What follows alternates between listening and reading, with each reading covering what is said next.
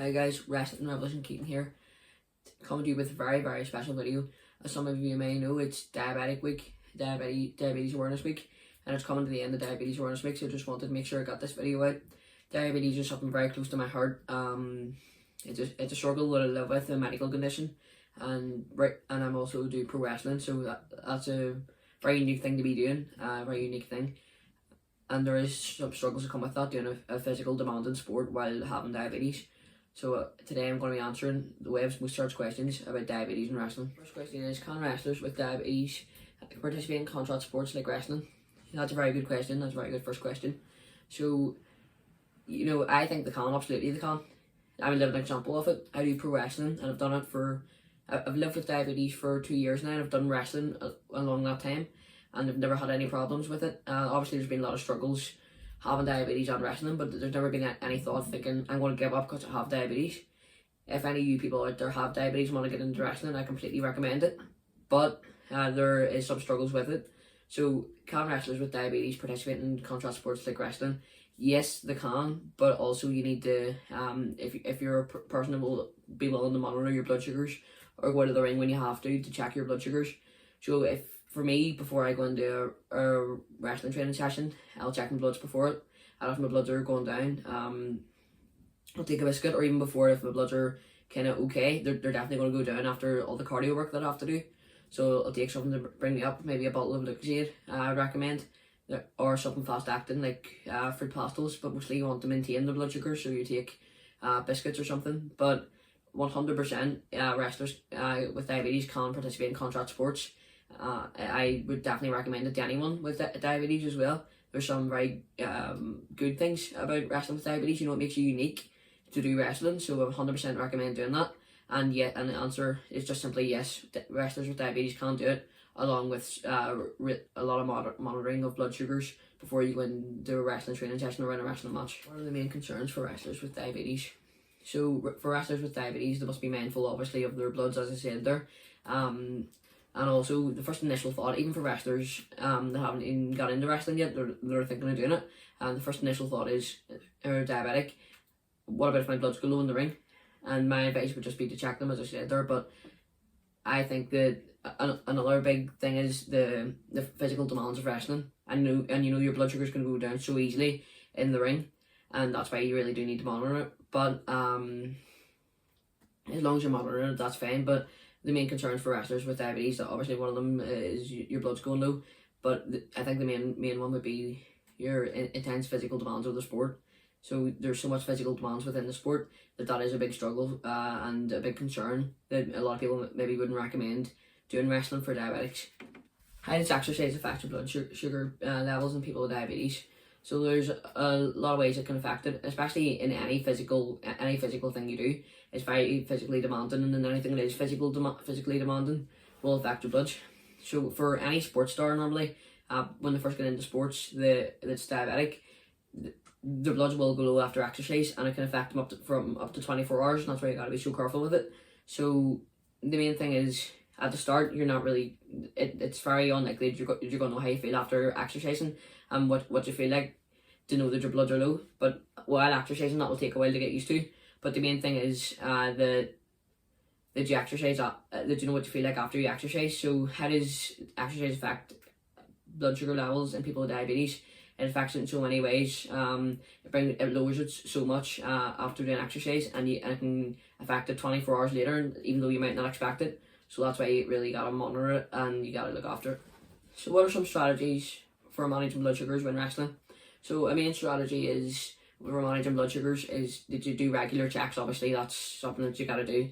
Adjusting insulin is a big one. So for me, how I adjust my insulin, I normally wrestle on a Saturday morning at 11 o'clock, and I would get my breakfast at maybe at about 9 or 10. So what I would do is I would take less insulin, because for me, after wrestling for so long with diabetes, I understand that my bloods would go low when training, so I would make sure to take a bit less insulin to make so my bloods go or a tiny bit higher. I don't want to make them too high, but or a tiny bit higher when I'm going into the ring, and that's a good way of adjusting it.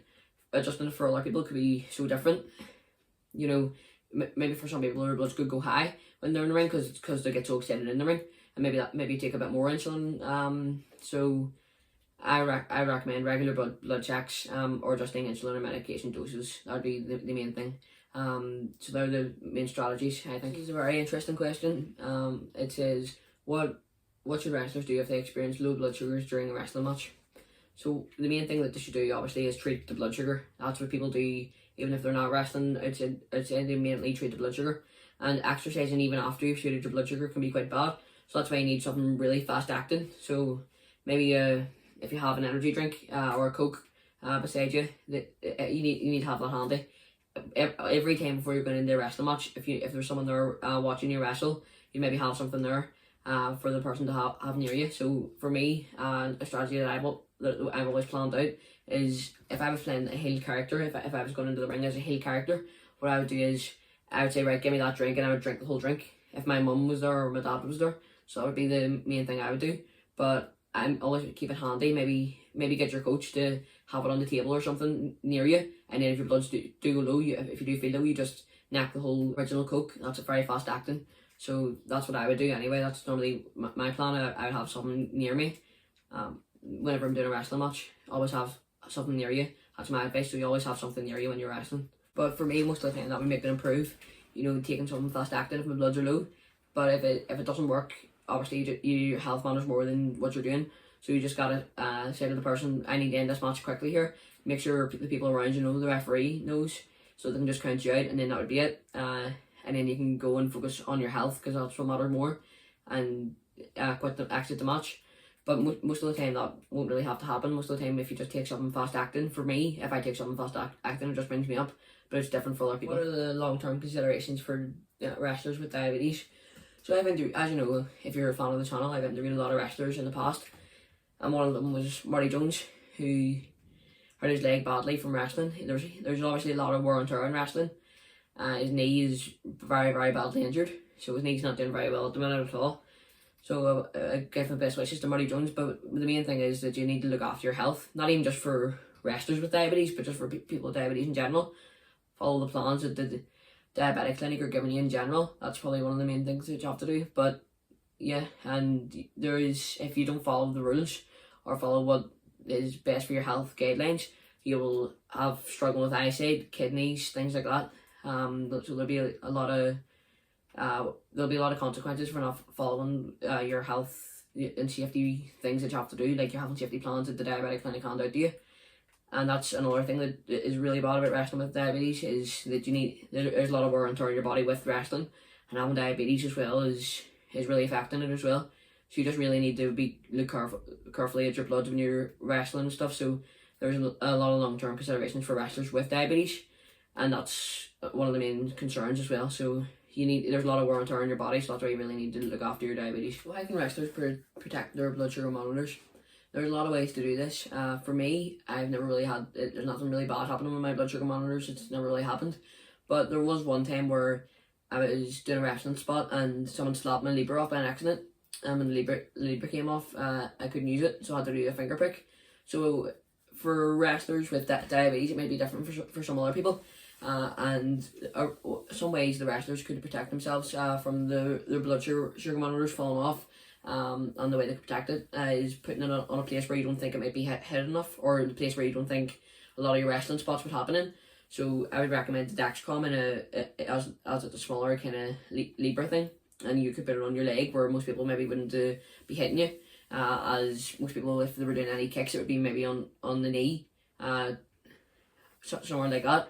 So that maybe be a good idea. But another thing that people do that I've never really had to use is adhesive tape. So adhesive tape is something that people don't normally, I don't normally use, but I've heard it helps a lot of other people. When I interviewed a guy called Horn Wolf, that's what he used for a while, and there's been other diabetic wrestlers that's recommended that to me, just putting tape over their arm, and using the tape over your arm could protect it more if you were doing any spots in the ring.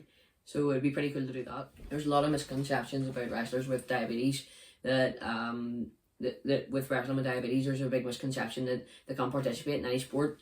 I'm a living proof that you can participate in sports with diabetes. You just have to be on the road moderation. So that's a big misconception, that people think that, which is completely untrue, that you can't do any sports with diabetes. You just need to really monitor your blood sugars and make sure your blood sugars are okay. Another misconception is that stressful situations aren't good for your blood glucose levels. Yes, your blood glucose level will go up at more stressful situations, but again, there's ways of bringing them down, and that is with exercise in the ring and monitoring your blood sugars. So there are some of the misconceptions about it. So how can coaches and family members support wrestlers with diabetes?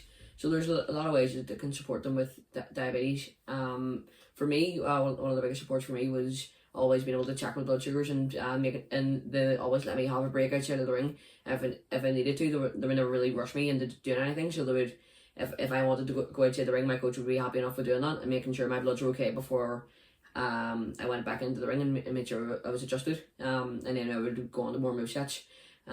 Also, education's a big deal with it. You know, they need to make sure that you're trained up in diabetes for them to be coaching you. Unless you're not trained up, there's no point doing it. You need to be trained up more. Diabetes management plan. I think the coach, and one of the main things is that the coach should have a diabetes management plan to know what he's doing with someone with diabetes in case something bad happened to them, which we hope it wouldn't happen. But if something if they have a low blood sugar or something like that, they have a management plan and know exactly what to do if maybe they're tired or and they can't really do much about it on their side. The coach could, if the coach is trained up, he can do it. And it'd be good if like the diabetic wrestler forgot to bring anything, like forgot to bring any emergency supplies or anything, like food parcels or anything. They'll have some like food parcels, sweets or anything or cokes for diabetic wrestlers. So that there are some of the main things that I think would be the best for coaches to learn to support them through their diabetic wrestling journey. And then the last question is, can you still have a good life if you get diagnosed with type 1 diabetes? And obviously, absolutely you can have a good life. You know, you can still do the exact same things everyone else can do, just monitoring your blood sugars more. And I suppose there's some good things about having diabetes with being a wrestler. I suppose there's some good things about it. With, you know, you kind of make sure that you're focusing more on your fitness and your exercise. Because you are focusing more on your fitness and your exercise and your monitoring and everything, that will make you better and more fit in the ring than maybe the other average human being.